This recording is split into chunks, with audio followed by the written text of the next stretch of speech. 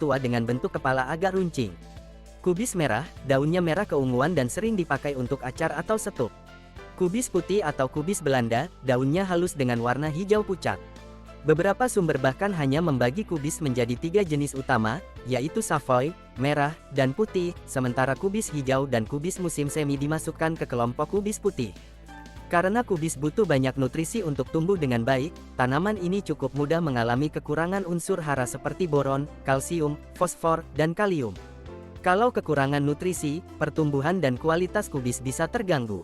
Kubis juga bisa terkena berbagai penyakit yang memengaruhi kondisi tanaman, terutama setelah panen.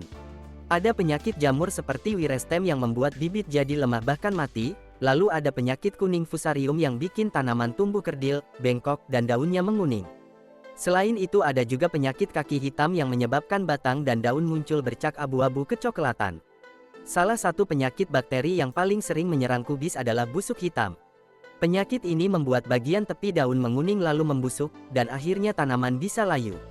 Ada juga penyakit akar gada yang menyebabkan akar membengkak seperti gada sehingga tanaman sulit menyerap nutrisi. Selain itu, kubis juga bisa terkena penyakit bulai yang membuat daun tampak pucat dan muncul lapisan seperti jamur putih atau kecoklatan di bagian bawah daun. Selain penyakit, kubis juga sering diserang hama. Contohnya nematoda dan belatung kubis yang membuat tanaman layu dan kerdil. Kutu daun juga sering muncul dan menyebabkan daun melengkung serta menguning.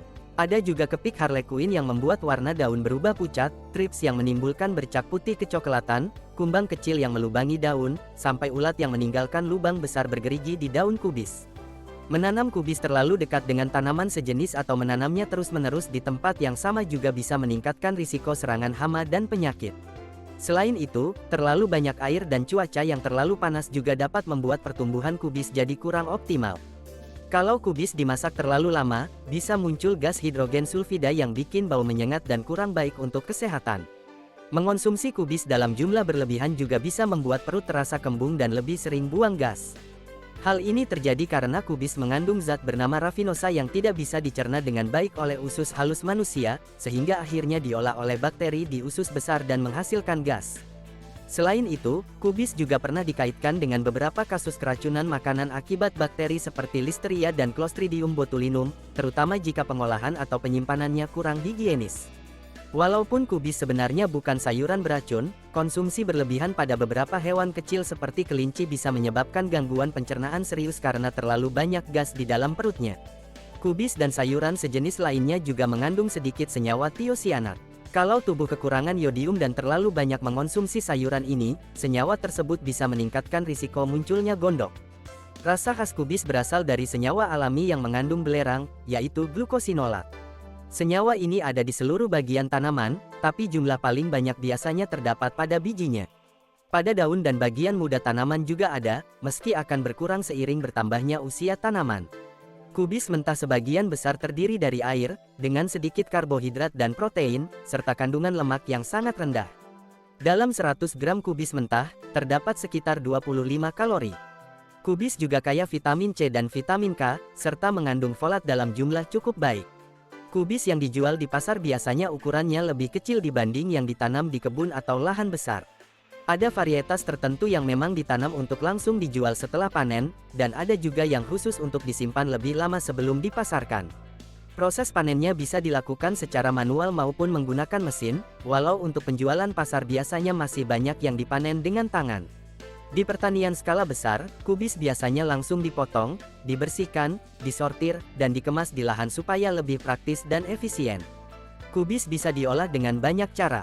Ada yang dimakan mentah sebagai lalapan atau salad, dikukus, ditumis, disemur, sampai dijadikan acar. Kubis Savoy yang daunnya keriting sering dipakai untuk salad karena teksturnya lebih lembut. Sementara kubis berdaun halus lebih sering dijual di pasar dan digunakan dalam industri makanan. Kubis dan sayuran sejenis lainnya juga mengandung berbagai senyawa alami seperti isotiosianat dan sulforafana yang masih terus diteliti karena diduga punya manfaat tertentu bagi tubuh. Walaupun sudah banyak penelitian tentang hubungan konsumsi sayuran kubis-kubisan dengan risiko kanker, sampai sekarang belum ada bukti yang benar-benar kuat bahwa senyawa dalam kubis bisa secara langsung menurunkan risiko kanker.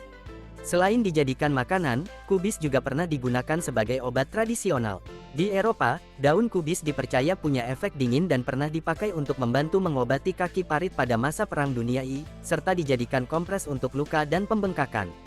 Dalam pengobatan tradisional, kubis juga digunakan untuk membantu meredakan rematik, sakit tenggorokan, suara serak, sakit perut, hingga rasa murung. Kubis yang dihancurkan atau diambil sarinya juga pernah dipakai sebagai obat luar untuk bisul, kutil, pneumonia, radang usus buntu, dan luka tertentu. Sekian yang dapat Anak Lang sampaikan, semoga ilmunya semakin bertambah. Wassalamualaikum.